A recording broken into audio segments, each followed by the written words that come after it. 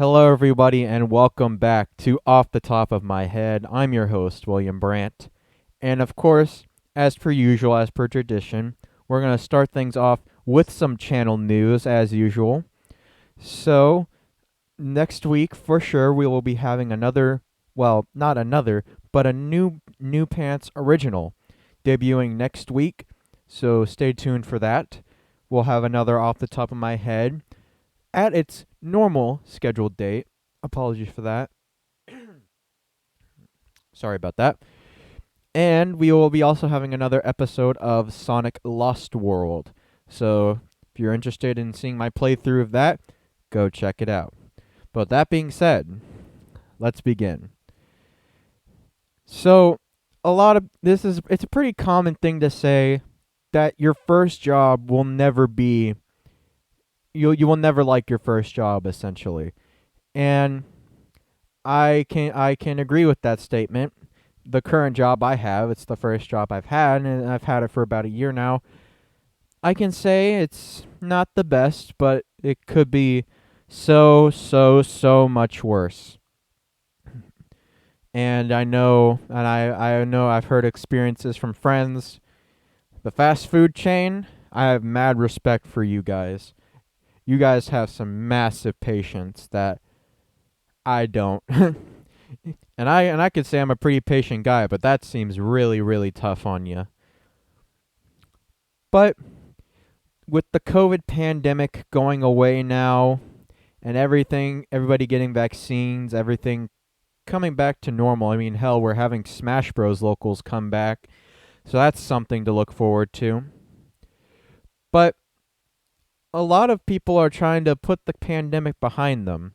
Put the experience and the time of virtual Zoom meetings, DoorDashed groceries, masks, sanitation, all that stuff behind them, when really it should be strengthening them. After all, people like you or me who worked in the fast food or grocery business, we were frontline workers. And not a lot of people can say that.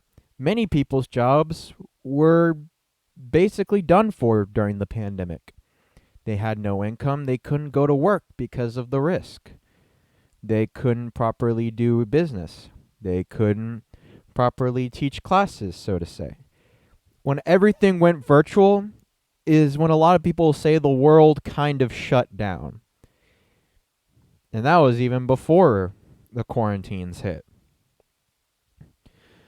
But I'd say it was my birthday last year. I remember it very clearly. It was my 17th birthday last year, where I was sitting in a Whataburger with a bunch of my friends celebrating my birthday because I had just gotten back from a road trip to Big Bend State Park and hearing how the world was suddenly reacting to this fast-spreading virus.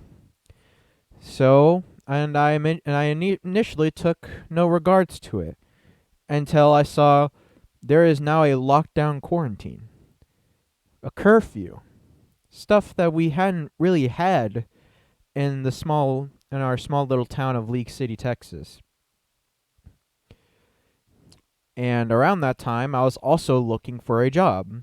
And about the day before, I re-put in my application actually to go into my local Randall store. That's about 4 or 5 minutes from my house. And I got a call from them about 5 minutes after leaving that Whataburger saying, "Can you come in and work? Can you come in and work tomorrow?" And I was a bit taken aback by it because in my older brother's experiences, getting a job never necessarily was that quick. There was usually an interview process involved, training, so much more than just a simple phone call telling you what time to come in and what time you will be leaving. So I walked into the Randalls the next day, a bit confused, albeit I wasn't wearing proper uniform. Hell, I didn't even know what the uniform was at this point. And I was given a name tag, pointed to the nearest register, and told to start sacking.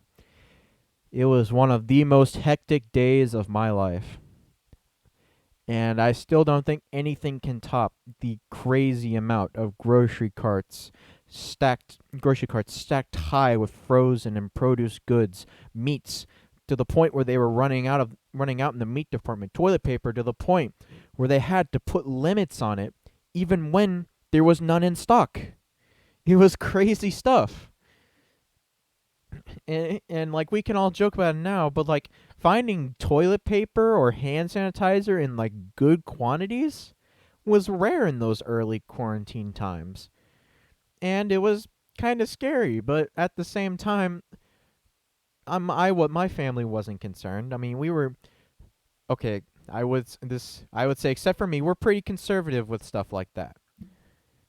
But working that first day was kind of a bit of a lightning round for me, because after that point, I basically didn't receive any training whatsoever. I was working off my own whims and the few words that I got from my manager, who was so busy yet so kind as to work with me, even when I was confused as to what things went where and how returns worked. I was a courtesy clerk with nothing to go off of. Not even my older brother. My older brother was isolated in his own register while I was stuck behind the registers and outside in the blazing heat of spring. Springs in Texas, y'all. They're always hot. On the blazing spring heat, pushing carts inside. And every day when me and my older brother came home, we were basically like patted down like we were being searched by TSA at an airport by our mother, who told us, "Take off your clothes." I should have said this before.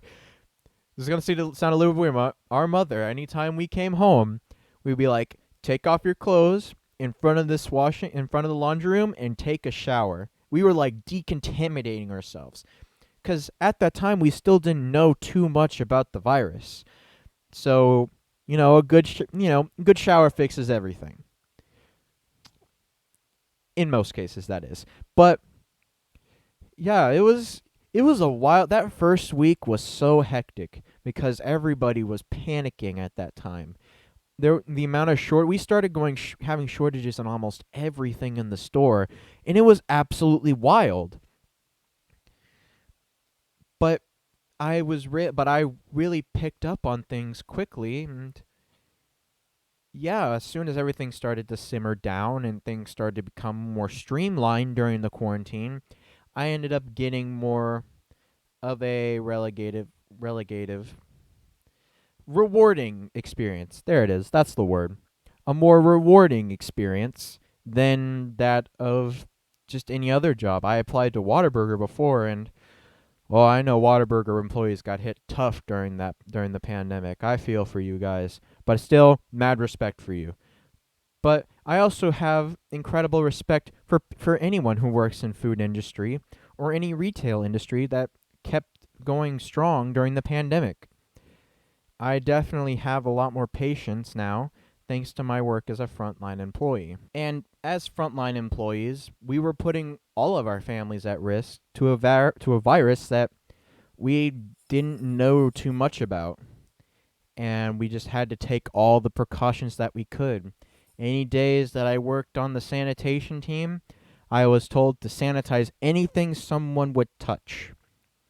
Carts, cooler doors, registers, all of them. And that kind of I think those types of precautions paid off in a time where we weren't too sure about what the enemy was. And I ended up averaging about 30 hours a week during those times, and ended up having more money than I knew what to do with.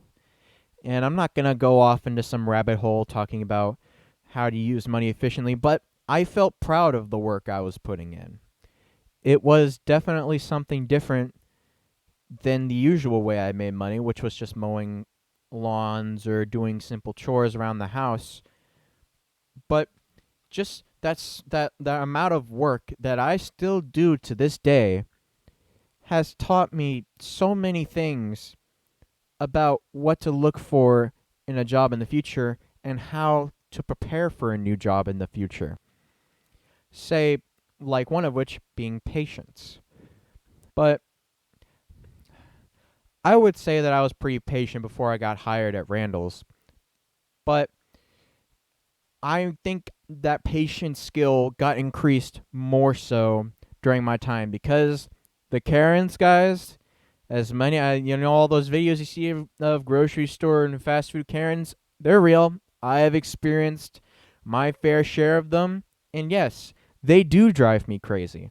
But the thing is, you can't show that when you're serving them.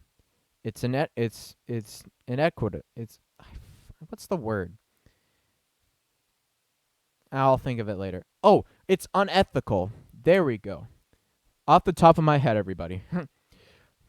It's unethical. You could get fired for something like that. So in that case, you really just have to be patient with them and understand where they're coming from, where their issues are, and how you can handle it.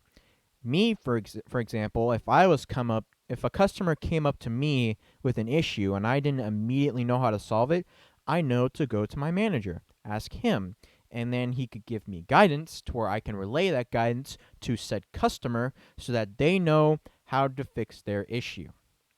It's a lot like teaching in a sense. You're teaching yourself to relay information to others and to guide them in a situation to where they are in a situation where they are uninformed.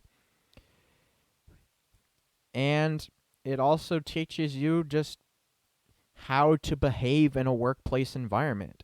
And your first job will always teach you that no matter where you work. If you work at fast food, if you work at a grocery store, you work at retail, no matter where you go, your first job will always prepare you to how to work to how to behave in a workplace environment. Me, for example, I'm a pretty I'm a pretty energetic person. I have a lot of energy. I like being loud. I like expressing myself. And a lot of times I can't do that while I'm working because, well, not only will it make a scene, but, well, okay. Maybe I should rephrase this. Behavior in a workplace environment is incredibly important because it'll not only affect the job you're currently in, but it'll also affect when you go into your future career.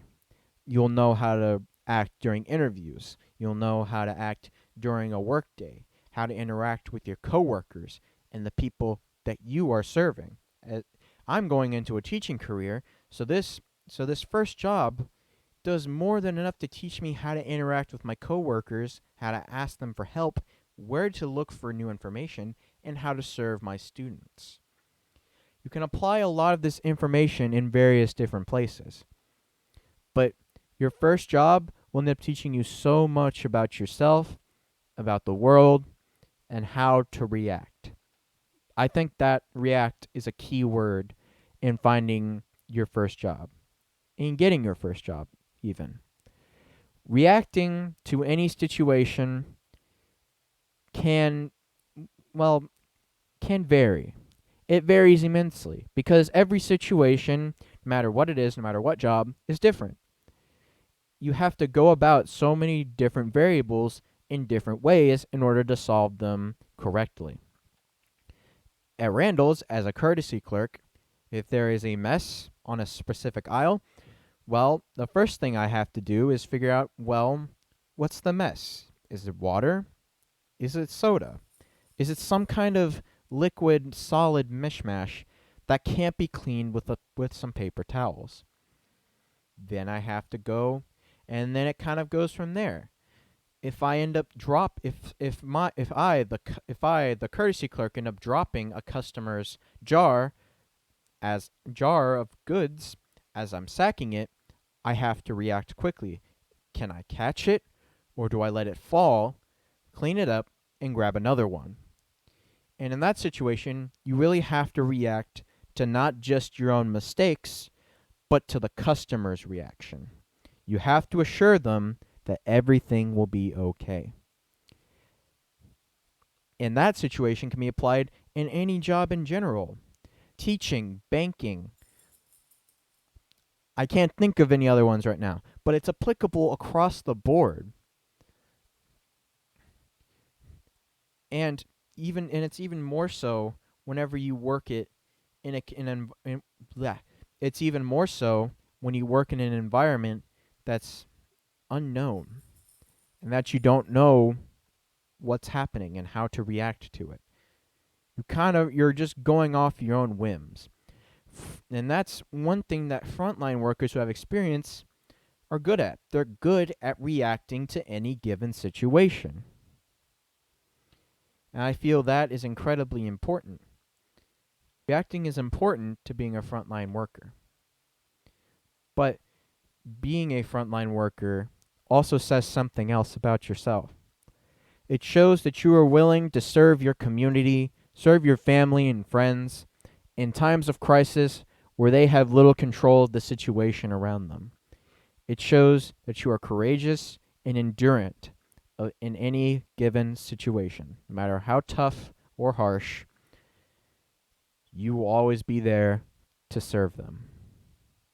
So whenever you go to your local grocery store or game retailer or restaurant and you see those hardworking employees, clerks, waitresses, cashiers, whenever you see them work, go up there and say thank you. Thank them for all of the hard work that they do to serve you and your community every day, 365, 24/7. That was off the top of my head. Thanks for listening.